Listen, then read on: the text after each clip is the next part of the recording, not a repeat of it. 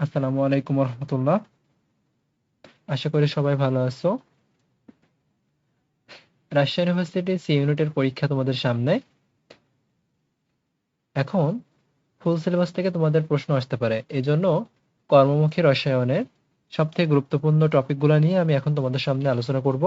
ইনশাল্লাহ এগুলো তোমাদের সামনে পরীক্ষাতে অনেক হেল্প করবে। ক্লাসটা তোমরা দেখতে পারো। তো দেখো, অধ্যায়টার নাম কর্মমুখী রসায়ন। এখানে বেশ কতগুলো টপিক আছে। সবার প্রথমে কি আছে? খাদ্য নিরাপত্তা, খাদ্যের উপাদানগুলো নিয়ে। এখন খাদ্য নিরাপত্তার যে শর্তগুলো আছে সেখানে দেখো তোমাদের কয়েকটা টপিক আছে। যে তোমাদের এখানে আছে হচ্ছে নাইট্রোজেন যুক্ত সার। এখন এই নাইট্রোজেন যুক্ত সার কি কি আছে? সবগুলোতে অবশ্যই নাইট্রোজেন থাকবে। একটা আছে তোমার ইউরিয়া, আর ইউরিয়ার সংকেত তো সবাই জানো, NH2 double bond CO. NH2 whole two double bond CO, এটাই হচ্ছে ইউরিয়ার সংকেত। এটা সবাই জানো। এরপরে আছে হচ্ছে অ্যামোনিয়াম নাইট্রেট, এটাও কিন্তু নাইট্রোজেনের সার। আর আছে অ্যামোনিয়াম সালফেট। আসতে পারে এটা পরীক্ষায়, নিচের কোনটি নাইট্রোজেনের সার নয়। এর থেকে যেটা মোস্ট ইম্পর্টেন্ট, এই নাইট্রোজেন যুক্ত সার কোন কাজে দরকার? উদ্ভিদের বৃদ্ধির সহায়কের জন্য। উদ্ভিদের বৃদ্ধির সহায়ক হিসেবে এটা দরকার। তো এটা হচ্ছে নাইট্রোজেন যুক্ত সার। আচ্ছা, এরপরে যদি বলা হয় ফসফরাস যুক্ত সারের কাজ কি? ফসফরাস যুক্ত সার বা ফসফরাস সার যেটাকে আমরা বলি, এর কি কি আছে? ক্যালসিয়াম, মানে সবথেকে যদি সহজে বলি, ক্যালসিয়াম ডাইহাইড্রোজেন ফসফেট, যেটাকে আমরা কি বলি? TSP, triple super phosphate, TSP, বা calcium dihydrogen phosphate. Calcium dihydrogen phosphate, টিএসপির আরেকটা নাম কিন্তু জানতে হবে এটা। আরেকটা আছে হচ্ছে ড্যাপসার, di ammonium phosphate, DAP, di ammonium phosphate, NH4 whole two HPO4। এইটা হচ্ছে তোমার ফসফরাস সার। এরপর আছে হচ্ছে পটাশ সার বা পটাশিয়াম যুক্ত সার।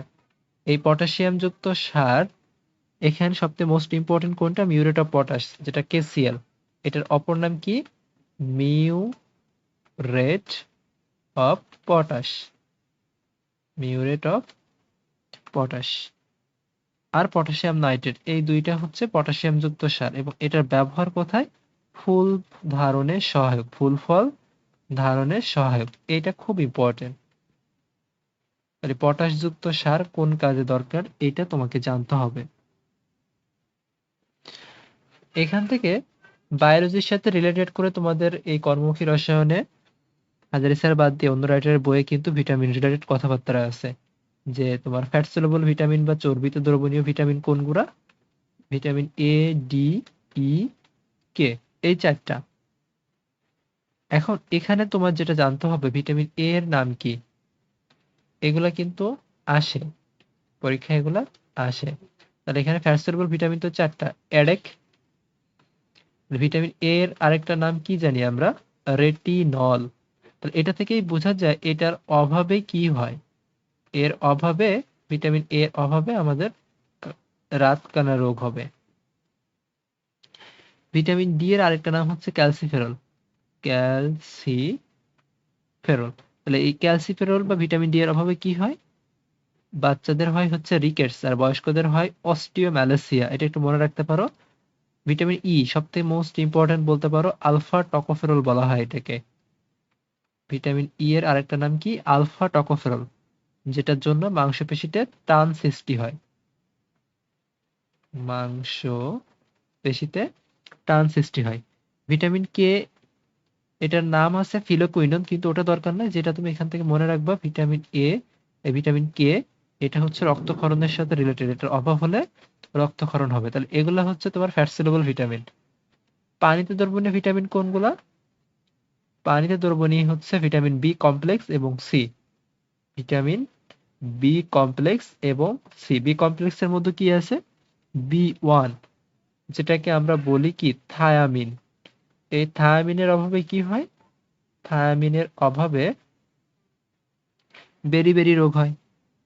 এরপরে আছে হচ্ছে B2 বা রিবোফ্লাভিন। ভিটামিন B2 এর আরেকটা নাম কি? রিবোফ্লাভিন। এই ভিটামিন B2 বা রিবোফ্লাভিনের অভাবে কি হবে? ডার্মাটাইটিস। ডার্মাটাইটিস এটা অতটা প্রয়োজন নেই, কিন্তু ভিটামিন B1 এর নামটা কিন্তু দরকার আছে। ভিটামিন B12 যেটাকে বলা হয় কি? সায়ানোকোবালামিন। রক্ত শূন্যতা হতে পারে। আর ভিটামিন সি এর আরেকটা নাম এই অধ্যায়ের সাথে রিলেটেড, অ্যাসকর্বিক অ্যাসিড বলা হয় এটাকে। Ascorbic acid. এটার অভাবে কি হয়? এসকারভি রোগ হয়। এসকারভি হয়ে থাকে এটার অভাবে। এটা একটু মনে রাখবা। আচ্ছা, এরপরে আসি, আমরা যদি আসি খাদ্য সংরক্ষণ। খাদ্য সংরক্ষণ। এখন আমরা খাদ্য কেন সংরক্ষণ করবো? যেন পচে না যায়। তাহলে খাদ্যদ্রব্য পচনে সব থেকে বেশি সহায়তা করে কে? অক্সিজেন। পচনে সহায়ক কে? অক্সিজেন। এখন এই পচন রক্ষা করতে গেলে আমরা প্রিজারভেটিভস ব্যবহার করব। তাই প্রিজারভেটিভস কি আছে? প্রাকৃতিক প্রিজারভেটিভস আছে কিছু, আর কিছু কৃত্রিম প্রিজারভেটিভস আছে। তা প্রাকৃতিক প্রিজারভেটিভস কোনগুলা? প্রাকৃতিক প্রিজারভেটিভস কোনগুলা? যেগুলো আমরা প্রকৃতিতেই পাই, সচরাচর আমরা সাধারণত ইউজ করি। লবণ, তারপরে তোমার চিনি বা সুক্রোজ যেটাকে বলা হয়, অ্যালকোহল, তারপরে ভিনেগার, তেল, এইগুলা। এগুলা হচ্ছে প্রাকৃতিক ফুড প্রিজারভেটিভস। প্রাকৃতিক খাদ্য সংরক্ষণ বলা যায় এগুলাকে। আচ্ছা, এখন এই খাদ্য সংরক্ষণ আরো কয়েকটা আছে না ফুড প্রিজারভেটিভস, যে অনুমোদিত রাসায়নিক ফুড প্রিজারভেটিভস আছে না কতগুলো? 9টার মতো। সেটা কিভাবে মনে রাখা যায়? প্রিজারভেটিভস প্রশ্ন আসে কিন্তু এখান থেকে। তাহলে এটা পড়বো খুব সহজে। এটা আমরা পড়বো হচ্ছে sodium lamp, sodium lamp so cute. এটা দিয়ে আমরা মোটামুটি সবগুলো পড়ে ফেলতে পারবো। সোডিয়াম থেকে তো বুঝতেই পারতেছো, সোডিয়াম নাইট্রেট। সোডিয়াম থেকে সোডিয়াম নাইট্রেট। এল থেকে কি? এল থেকে হচ্ছে ল্যাকটিক অ্যাসিড। এল থেকে ল্যাকটিক অ্যাসিড। এ থেকে অ্যাসিটিক অ্যাসিড। এ থেকে অ্যাসিটিক অ্যাসিড। এম থেকে methyl paraben. Methyl paraben. P দিয়ে পটাশিয়াম সরবেট। পি দিয়ে পটাশিয়াম সরবেট মনে রাখবা। এই এস দিয়ে এখানে দুইটা, সো দিয়ে দুইটা, একটা এস দিয়ে sodium benzoate, sodium propanoate. Sodium এর দুইটা, সোডিয়াম বেনজয়েড, আরেকটা বললাম কি? Sodium propanoate. আর এসও থেকে কি? Sulphur dioxide. এসও থেকে কি? Sulphur dioxide. আর আরেকটা হচ্ছে সাইট্রিক অ্যাসিড। Citric acid. এইগুলা কিন্তু প্রিজারভেটিভস। এগুলা কি? এগুলো প্রিজারভেটিভস। এমনকি কার্বন ডাইঅক্সাইডও কিন্তু সাধারণত কিছু কিছু ক্ষেত্রে প্রিজারভেটিভস হিসেবে ইউজ করা যায়। প্রিজারভেটিভস হিসেবে এগুলো কি ইউজ করা যায়। তাহলে এরপর আসে তোমার হচ্ছে কৃত্রিম প্রিজারভেটিভস। এখানে আমরা কৃত্রিম প্রিজারভেটিভ হিসেবে কোনগুলোকে ব্যবহার করি? অ্যান্টিমাইক্রোবায়াল আছে। অ্যান্টিমাইক্রোবায়াল আছে কি কি আছে? Sodium benzoate, sodium sorbate, acetic acid বা প্রোপানয়েড গুলা, পটাশিয়াম বাইসালফেট বা সালফার ডাইঅক্সাইড, এরকম। আর সোডিয়াম নাইট্রেট, সোডিয়াম নাইট্রেট এগুলা। তারপরে ওই যে বিএইচটি, বিএইচএ, টিবিএইচকিউ, এইগুলার ফুল মিনিং একটু জানতে হবে তোমাকে। ফুল মিনিং, পূর্ণরূপ: B butylated hydroxy anisole, butylated hydroxy toluene এবং টারশিয়ারি বা বিউটাইল হাইড্রোকুইনন। এইগুলার ফুল মিনিং বলে দিলাম, এগুলা একটু মনে রাখার চেষ্টা করবা, এগুলো কিন্তু ইম্পর্টেন্ট আছে। আচ্ছা, এখানে আরেকটা কথা মনে রাখবা, এগুলাতে আমরা ই যুক্ত করি কিছু কিছু ক্ষেত্রে। এই সরবিটালের ইটা একটু মনে রাখবা। সরবিটলে ই নাম্বার হচ্ছে 420, এটা একটু মনে রাখবা। এটা হচ্ছে নিষিদ্ধ। এই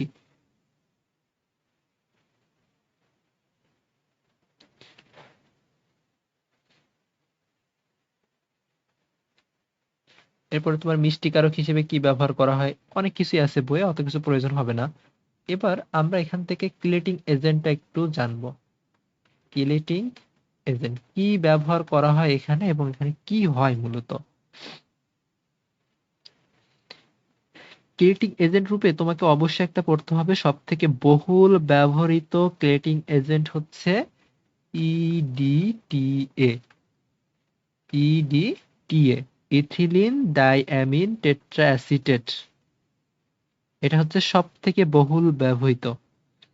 এবং ইডিটিএ এখানে 6টা সন্নিবেশ বন্ধন সম্ভব, 6টা সন্নিবেশ বন্ধন সম্ভব। আরেকটা কথা মনে রাখবা, ইডিটিএ কিন্তু দ্বিদন্তী লিগ্যান্ড। লিগ্যান্ডের টপিক তো পড়ছো, সেই লিগ্যান্ডের এই ইডিটিএ কিন্তু দ্বিদন্তী লিগ্যান্ড বলা যায় এটাকে। এইটা একটু মনে রাখতেই হবে তোমাকে। আচ্ছা, এবার আসি আমরা অ্যান্টিঅক্সিডেন্ট। অ্যান্টিঅক্সিডেন্ট, এই অ্যান্টিঅক্সিডেন্ট তোমার বেশ কয়েক প্রকার আছে, কিন্তু বেশি যেটা পরীক্ষায় আসার সম্ভাবনা আছে সেটা হচ্ছে তোমার অক্সিজেন শোষণকারী অ্যান্টিঅক্সিডেন্ট কারা, মুক্তমূলক বা ফ্রি রেডিকেল শোষণকারী অ্যান্টিঅক্সিডেন্ট কারা, যে কোনো একটা মনে রাখতে হবে তোমাকে। তা এই যে BH8, BH3, TBHQ এর সাথে আরেকটা যদি তুমি দাও প্রোপাইল গ্যালেট, ওই চারটাই হচ্ছে তোমার মুক্তমূলক শোষণকারী অ্যান্টিঅক্সিডেন্ট। ওর থেকে তুমি পড়তে পারো অক্সিজেন শোষণকারী অ্যান্টিঅক্সিডেন্ট কারা। অক্সিজেন শোষণকারী অ্যান্টিঅক্সিডেন্ট হচ্ছে সিএসই। সিএসই নিয়ে ধরো পড়তে চাচ্ছি, কনসেপ্ট কোথায়, ইঞ্জিনিয়ারিং এ।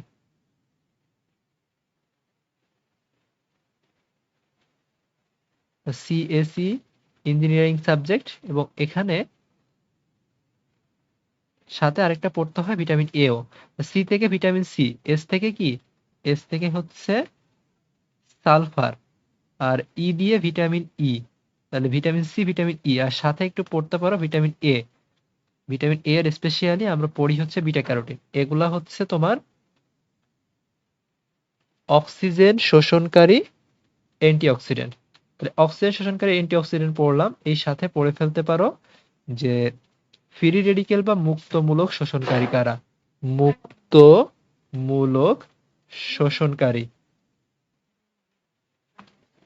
তাহলে এবার মুক্তমূলক শোষণকারী অ্যান্টিঅক্সিডেন্ট কারা, ওই যেটা বললাম বি, তিনটা বিবিটি, বিবিটিপি, বিএইচএ, বিএইচটি, টিবিএইচকিউ, আর প্রোপাইল গ্যালেট। এইগুলাই হচ্ছে তোমার মুক্তমূলক শোষণকারী অ্যান্টিঅক্সিডেন্ট। আচ্ছা, তোমার এই যেগুলা প্রোপাইল গ্যালেট, বিএইচএ, বিএইচটি, টিবিএইচকিউ, এগুলো সব কিন্তু কৃত্রিম অ্যান্টিঅক্সিডেন্ট। এগুলো কিন্তু কৃত্রিম, মুক্তমূলক শোষণকারী আবার কিন্তু কৃত্রিম। ওটা পড়তে হবে না, এর সাথে তুমি আরেকটু পড়বা প্রাকৃতিক অ্যান্টিঅক্সিডেন্ট কি কি আছে। প্রাকৃতিক অ্যান্টিঅক্সিডেন্ট কি কি আছে তুমি পড়বা, এটা মনে রাখবা হচ্ছে ইসিবি, ইসিবি সেতু। ই থেকে ভিটামিন ই, সি থেকে ভিটামিন সি, বি দিয়ে হচ্ছে বিটা ক্যারোটিন বা ভিটামিন এ। বি দিয়ে জন্য আবার ভিটামিন বি পড়ো না, এটা হচ্ছে বিটা ক্যারোটিন। বি যেখানে সেটা হচ্ছে বিটা ক্যারোটিন। আর সেতু থেকে সেলেনিয়াম, এই সেলেনিয়ামটা বেশি ইম্পর্টেন্ট। অধাতু সেলেনিয়াম, এটা হচ্ছে প্রাকৃতিক অ্যান্টিঅক্সিডেন্ট। অধাতু সেলেনিয়াম প্রাকৃতিক অ্যান্টিঅক্সিডেন্ট, এগুলো একটু পড়বা। এবার আসো আমরা যদি ভিনেগার টপিক নিয়ে দেখি। প্রথমত ভিনেগার কি, এটা তো আমরা জানি যে ইথানোয়িক অ্যাসিডের 6 থেকে 10% জলীয় দ্রবণ। ইথেনোইক অ্যাসিডের 6 থেকে 10% জলীয় দ্রবণটাকে আমরা সাধারণত ভিনেগার বলে থাকি, তাই না? ভিনেগার বলি।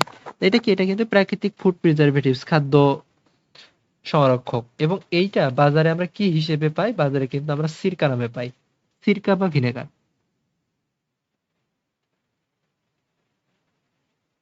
তাহলে ভিনেগারের মূল উপাদান কি? ভিনেগারের মূল উপাদান কিন্তু অ্যাসিটিক অ্যাসিড বা ইথানোইক অ্যাসিড। এই অ্যাসিটিক অ্যাসিডের পিএইচ কত? 4.74। এই পিএইচটা একটু মনে রাখবা। এটার পিএইচ 4.74 বা 7.4 এর কাছাকাছি, একটু বেশি কম হতে পারে। তাহলে এখন যাদের পিএইচ এর মান, ধরো কিছু কিছু খাদ্য আছে যাদের পিএইচ এর মান কত? 4.5 এর কম, সেগুলো কিন্তু ব্যাকটেরিয়া দ্বারা নষ্ট হয় না।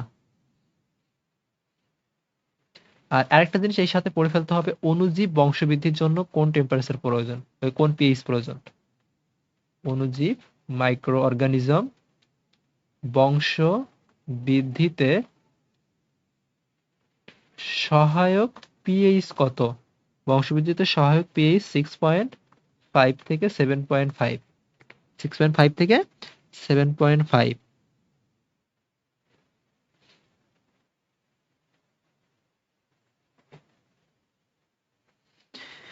আচ্ছা, এখন এই ভিনেগার তৈরির যে বিক্রিয়া আছে না, বিক্রিয়াটা সম্ভব হলে একটু মুখস্থ করবা। একাডেমি কিন্তু মুখস্থ করছিলে, এখন একটু মনে রাখবা। প্রথমত কি করা হয়?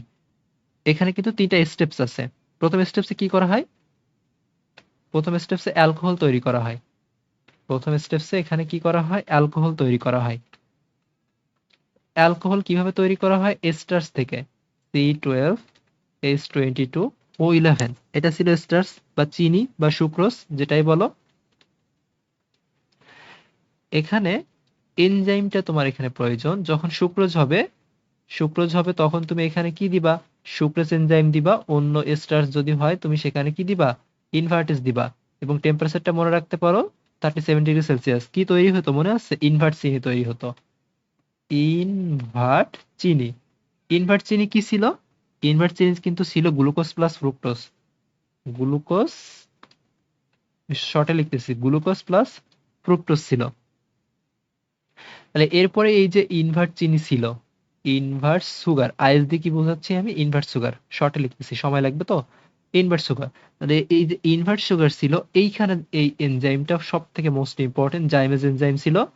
এই জাইমেজ এনজাইম 20 থেকে 24°C যখন দেওয়া হয়েছিল, এখান থেকে কি তৈরি হয়েছিল? ইথানল তৈরি হয়েছিল। CH3CH2OH, তাহলে ইথানল তৈরি হয়েছিল ইনভার্ট সুগার থেকে, এবং সাথে কার্বন ডাই অক্সাইড তৈরি হয়েছিল। এরপর কি করছিলাম আমরা? অ্যালকোহল উৎপাদন করে ফেলছি। এরপরে আমরা কি করছি? অ্যাসিটোব্যাক্টর রূপান্তর করছি, অথবা কি করছি? এই জায়গায় অ্যাসিটিক অ্যাসিড উৎপাদন করছি। এইটা থেকে এখানে যখন আমরা অ্যাসিটোব্যাক্টর দিয়েছি, অ্যাসিটোব্যাক্টর, এটার কত পার্সেন্ট নিয়ে? 10% দ্রবণ নিয়ে যখন আমরা অ্যাসিটোব্যাক্টরে চালনা করেছি, তখন কিন্তু আমরা 6% অ্যাসিটিক অ্যাসিড পেয়েছি বলতে গেলে। CH3COOH। তাহলে আমরা অ্যাসিটোব্যাক্টর দিয়ে করতে পারি। অন্যথায় এখানে আমরা আরেকটা জিনিস দিয়ে করতে পারি, সেটা হচ্ছে মাইক্রোডার্মা অ্যাসিটি। মাইক্রোডার্মা অ্যাসিটি, এই মাইক্রোডার্মা অ্যাসিটি যখন দিব, এখানে একটা টেম্পারেচার থাকবে 35°C, তখন এখানে 10% ইথানোইক অ্যাসিড তৈরি হবে। তাহলে কোনটা দিলে 6% আসতেছে, কোনটা দিয়ে 10% আসতেছে, এটা একটু মনে রাখতে পারো। এই মাইক্রোডার্মা অ্যাসিটি বা অ্যাসিটোব্যাক্টরের অপর নামই কিন্তু মাদার ভিনেগার। অপর নাম কি? Mother vinegar. এখন এগুলো তৈরি করতে হয় কিভাবে? বার্লির দানা দিয়ে, তাই না? তা মনে রাখবা এখান থেকে আরেকটা কথা, এই বার্লির দানা অঙ্কুরিত করতে হবে না? তা অঙ্কুরিত হবে কত ডিগ্রি সেলসিয়াস তাপমাত্রায়? এই কথাটা একটু মনে রাখবা। অঙ্কুরিত হয় অন্ধকারে 15°C তাপমাত্রায়। এরপর আমরা ভিনেগারকে পাস্তুরিকরণ করি, এরপরে ভিনেগার খাদ্য সংরক্ষণ করে। তা ভিনেগার কিভাবে খাদ্য সংরক্ষণ করে?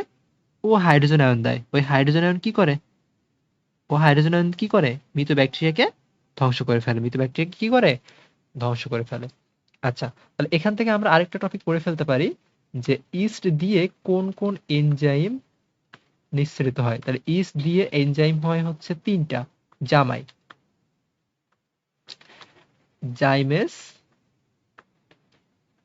ম্যালটেস, জাইমেস, ম্যালটেস, ইনভার্টেস। এটা কিন্তু বায়োলজি পার্টেও আসতে পারে। জাইমেস, ইনভার্টেস এবং ম্যালটেস, এই তিনটা ইস্ট থেকে পাওয়া এনজাইম। আচ্ছা,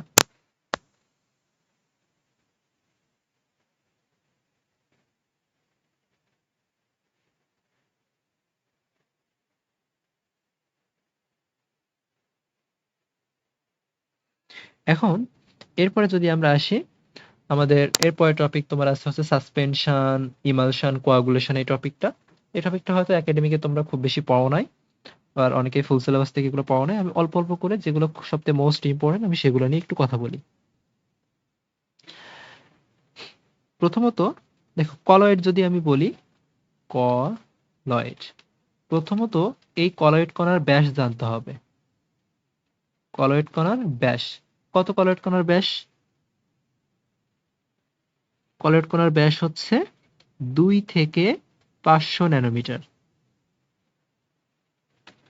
2 ন্যানোমিটার থেকে 500 ন্যানোমিটার। এই কলয়েড কণার ব্যাস তো তুমি জানিয়ে ফেলেছো। এরপর তুমি পড়বা সাসপেনশনের ব্যাস। সাসপেনশনের ব্যাস কত? এই যে 500 ন্যানোমিটার না, এই 500 ন্যানোমিটারের বেশি হয়ে গেলেই সেটা হয়ে যাবে সাসপেনশন। তাহলে এই তরঙ্গ দৈর্ঘ্য দুইটা কিন্তু পরীক্ষায় আসতে পারে, এটা মনে রাখতে হবে। এটা অবশ্যই অবশ্যই তোমাকে মনে রাখতে হবে। এরপরে যেটা মোস্ট ইম্পর্টেন্ট, এই কলয়েডের শ্রেণী বিভাগ। কলয়েডের শ্রেণী বিভাগ। তা কলয়েডের শ্রেণী বিভাগ থেকে তোমার এখানে কি আসবে বলবে এরকম, দেখো কলয়েড কি কি আছে, অ্যারোসল, জেল, ফোম, ইমালশন, সব কয়টা তোমাকে পড়তে হবে। তো এগুলো কিভাবে মনে রাখবা? প্রথমে আসো অ্যারোসল। অ্যারোসল মানে ধোঁয়া রিলেটেড না? তো মনে রাখবা, আকাশ বাতাসে যা যা ভেসে বেড়ায় সবই। আকাশ বাতাস কথাটা মনে রাখবা, আকাশ বাতাসে ভেসে থাকবে যা যা থাকে, তারাই হচ্ছে অ্যারোসল। তাহলে এক্সাম্পল গুলো একটু মনে রাখো। ধোঁয়া, আমি বললাম ধোঁয়া, এক্সাম্পল কি? ধোঁয়া। তারপরে তোমার মেঘ, যদি বলা হয় ধূলিকণা, সবই দেখো আকাশে বাতাসে থাকে না এরা? আকাশে বাতাসের কথাটা মনে রাখবা। তারপরে তোমার যদি বলা হয় কুয়াশা, এগুলো সবই কিন্তু অ্যারোসল, দেখো সব আকাশে বাতাসে থাকতেছে। এটা যদি আগে নাও পড়া থাকে তাহলে তুমি এখন কিন্তু ইনশাল্লাহ পারবা। আচ্ছা, এবার আসো জেল। জেল কি? এটা মনে রাখবো হচ্ছে যারা থলথল করে। থলথল তো জানো কেমন সেটা? যেমন তুমি দেখো জেলি, জেলি কি থলথলে না? জেলি কিন্তু থলথলে। তারপরে পনির, পনির কিন্তু নরম অবস্থায় থাকলে থলথলে হয়, শক্ত হয়ে গেলে তো সেটা থলথলে হয় না। দই তো থলথল করে। কিন্তু একটা ঝামেলা হচ্ছে জুতার কালি। জুতার কালি কিন্তু থলথল করে না, জুতার কালি লিকুইডের মতো, কিন্তু ওটা দেখবা যখন পাত্রে থাকে ওটা কিন্তু মনে হয় যে ওই যে দইয়ের মতো, দইয়ের মতো থলথলে, জেলির মতো থলথলে এরকম মনে হয়। তো সেই স্পেশালি জুতার কালিটা একটু মনে রাখবা। জেলের পরে তুমি দেখো ফোম। ফোম মানে ফুলে ওঠা। ফোমের ফ দিয়ে মনে রাখবা ফুলে উঠবে, যারা ফুলে উঠে। কারা ফুলে উঠে? কারা ফুলে ওঠে? একটা ক্রিম পাকানো, ধরো পাকানো ক্রিম, এটা কিন্তু ফুলে উঠে। তুমি প্র্যাকটিক্যালে দেখো পাকানো ক্রিম, বা সাবানের ফেনা, সাবানের ফেনা, এগুলো কি সব ফুলে উঠে না? এই জন্য এরা হচ্ছে এটা। এরপরে সব থেকে বেশি ইম্পর্টেন্ট ইমালশন। ইমালশন কি? সব দুধের তৈরি জিনিস, দুধের তৈরি সকল জিনিসগুলা। প্রথমত তাহলে কি, দুধ তো হবেই, দুধ একটা ইমালশন। দুধ একটা কি, দুধ প্রথম ইমালশন, তারপরে না তোমার কলয়েড, সবই কিন্তু কলয়েড। এগুলো সব কলয়েডের শ্রেণী বিভাগ করতেছি আমরা। এই দুধ, দুধ থেকে ধরো আমরা ক্রিম তৈরি করি, দুধ থেকে আমরা কি করি, বাটার তৈরি করি। আরেকটা মনে রাখবা শ্যাম্পু। দেখো ক্লিয়ার শ্যাম্পু গুলো কেমন, দুধের মতো সাদা না? তাহলে ক্লিয়ার শ্যাম্পুর কথাটাই মনে রাখবা, দুধের মতো সাদা। তাহলে এগুলো সব হচ্ছে ইমালশন। আচ্ছা, এখান থেকে আরেকটা জিনিস তোমাকে পড়তে হবে, সল। সল মানে মনে রাখবা দ্রবণীয়, পানিতে যারা দ্রবণীয় হয়। তাহলে এখানে আছে গোল্ড সল, সলের নাম কিন্তু মিল আছে, গোল্ড সল বলা যায়। পেইন্ট মানে কি রং, গোল্ড সল, গোল্ড সল। রং কি পানি, এই যখন কোনো দেয়ালে রং করতে হয় তার আগে কি পানিতে মিশাই নিতে হয় না? পানিতে কিন্তু মিশাই নিতে হয়। এরপরে পড়বা milk of magnesia, milk of magnesia, milk of magnesia কি তো জানোই, ম্যাগনেসিয়াম হাইড্রোক্সাইড। এটা যখন পানিতে দ্রবণীয় হবে তাকে মিল্ক অফ ম্যাগনেসিয়া বলা হয়। অ্যাসিডিটির ঔষধ বলা যায় এক প্রকার।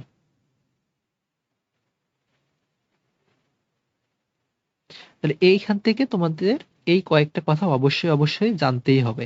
এখন এরপরে যেহেতু আমরা ইমলশন পড়ছি, দুধ পড়ে ফেলছি, এবার দুধ রিলেটেড কতগুলো প্রশ্ন আসতে পারে। প্রথমত, মিল্কে শর্করা কোনটা থাকে, ডাইস্যাকারাইড কোনটা থাকে? মেইন ডাইস্যাকারাইড কিন্তু ল্যাকটোজ। আচ্ছা, দুধের প্রোটিন কোনটা?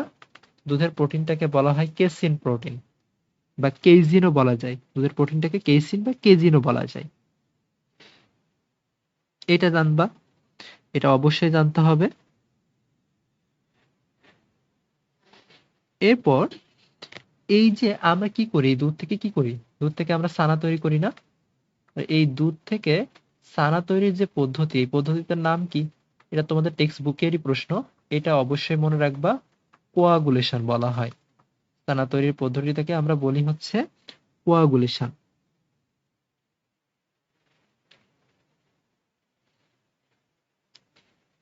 আচ্ছা, এখন এই দুগ্ধজাত যে পণ্যগুলো আছে বা দুধের যে উপাদান আছে, এই দুধের উপাদানে যে কোন প্রাণীর দুধে সব থেকে বেশি পরিমাণে প্রোটিন থাকে? সব থেকে বেশি প্রোটিন থাকে কোন প্রাণীর দুধে? ভেড়ার দুধে সব থেকে বেশি প্রোটিন থাকে, এইটা মনে রাখবা।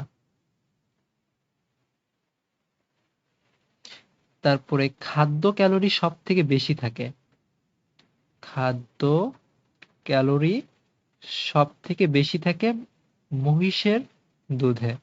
আর মানুষের দুধে কিন্তু ল্যাকটোজ শর্করার পরিমাণ সব থেকে বেশি থাকে। আর চর্বির পরিমাণ এই মহিষের দুধে সব থেকে বেশি থাকবে, কারণ খাদ্য ক্যালোরি যার বেশি, চর্বি তো সেখানেই বেশি থাকবে, কারণ চর্বি থেকে আমরা সর্বোচ্চ পরিমাণে শক্তি পাই। চর্বি থেকে আমরা সর্বোচ্চ পরিমাণে শক্তি পাই। আচ্ছা, এই যে দুধের ল্যাকটোজ, ল্যাকটোজটা কি? ল্যাকটোজ কিন্তু একটা ডাইস্যাকারাইড। ল্যাকটোজ একটা ডাইস্যাকারাইড। ল্যাকটোজকে ভাঙলে এই সাথে আমরা পড়ে ফেলতে পারি, ল্যাকটোজকে ভাঙলে আমরা কি পাবো? Glucose plus galactose. এই গ্যালাক্টোজ কিন্তু ব্রেনের খাদ্য বলা যায়, মস্তিষ্কের জন্য খুবই প্রয়োজনীয় এটা।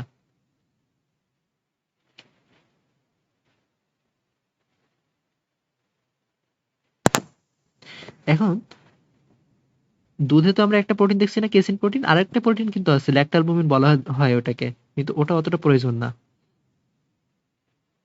আচ্ছা, এবার আসো, দুধে আমাদের কিছু ভিটামিন থাকে। কি কি ভিটামিন থাকে? ভিটামিন এ, বি, সি, ই। এটা হচ্ছে দুধের প্রধান ভিটামিন। কিছু খনিজ পদার্থ থাকে, কিছু খনিজ থাকে, তোমার পটাশিয়াম, ক্যালসিয়াম এবং ক্লোরাইড, এই খনিজগুলো দুধে থাকে।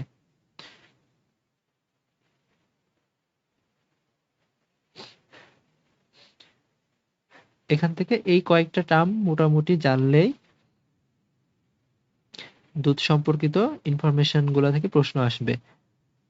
আর তুমি চাইলে যে সংখ্যা ভিত্তিক যেগুলো আছে বই থেকে পড়তে পারো, যে গরুর দুধে চর্বির পরিমাণ কতটুকু, শর্করার পরিমাণ কতটুকু, এটা আসতেও পারে পরীক্ষায়। আচ্ছা, এরপরে তোমাদের পারফিউমারি বা টয়লেট্রিজ কিছু টপিক আছে। ওই টপিক গুলা থেকে বিগত বছরগুলোতে প্রশ্ন আসে না, তারপর আমি কয়েকটা জিনিস একটু বলে যাই। সেটা হচ্ছে যে ট্যালকম পাউডারের মূল উপাদান কি? ট্যালকম পাউডারের মূল উপাদান হচ্ছে ট্যাল্ক। ট্যালকম পাউডারের মূল উপাদান কি? মূল উপাদান হচ্ছে ট্যাল্ক। ট্যাল্কের রাসায়নিক সংকেত আছে, এটা জানবা, hydrated magnesium silicate. Hydrated magnesium silicate মানে Mg3Si4 O10 OH এর হোল 2, এটা পড়তে পারো। অথবা এইটা পড়বা H2Mg3 SiO3 এর হোল 4, এইগুলা। ট্যালকম পাউডারে অ্যান্টিসেপটিভ হিসেবে থাকে জিঙ্ক স্টিয়ারেট, এইটা একটু পড়তে পারো। ট্যালকম পাউডারে অ্যান্টিসেপটিভ হিসেবে রাখা হয় হচ্ছে জিঙ্ক স্টিয়ারেটকে, এবং এটা যে সুগন্ধির জন্য মেনথল রাখা হয়। প্রশ্ন আসতে পারে সুগন্ধিকারক কোনটা? মেনথল। সুগন্ধি কারক হিসেবে মেনথলকে ইউজ করা হয় এখানে। এরপরে তোমার কি আছে এখানে? তোমার ভ্যানিশিং ক্রিম আছে, আফটার সেভ আছে, মেহেদি আছে। আচ্ছা, মেহেদি থেকে একটা কথা একটু বলি। মেহেদির রঙের, মেহেদি থেকে একটা কথা মনে রাখবা, মেহেদি মানে সেখানে লাসন কথাটা থাকবে। মেহেদি মানে সেখানে লাসন কথাটা থাকবে। আর গোলাপ জলে তোমার ফিনাইল ইথানল থাকতে পারে।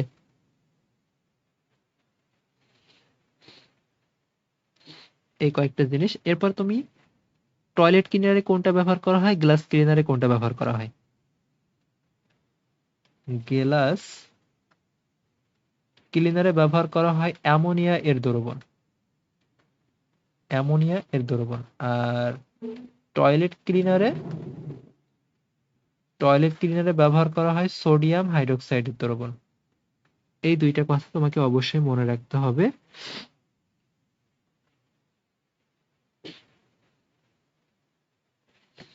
আচ্ছা, আমি আরেকটা জিনিস একটু অ্যাড করে আসি। এই যে কলয়েডের এখানে, এই যে কলয়েড, এই কলয়েড দ্রবণের চারিদিকে আলো ছড়ানোর ধর্মকে একটা ধর্ম আছে যেটাকে বলা হয় টিন্ডাল ইফেক্ট।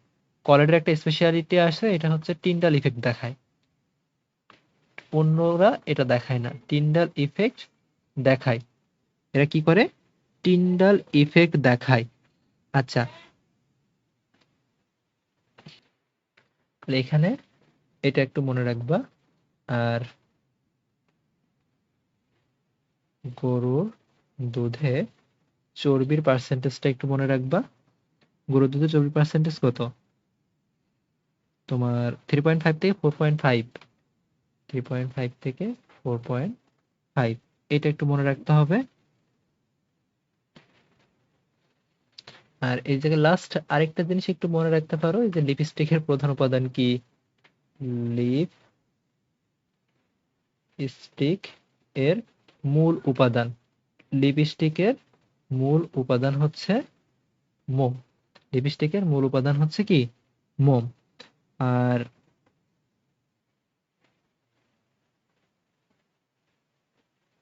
আরেকটা মনে রাখতে পারো, ইরিথ্রিটল কি জিনিস?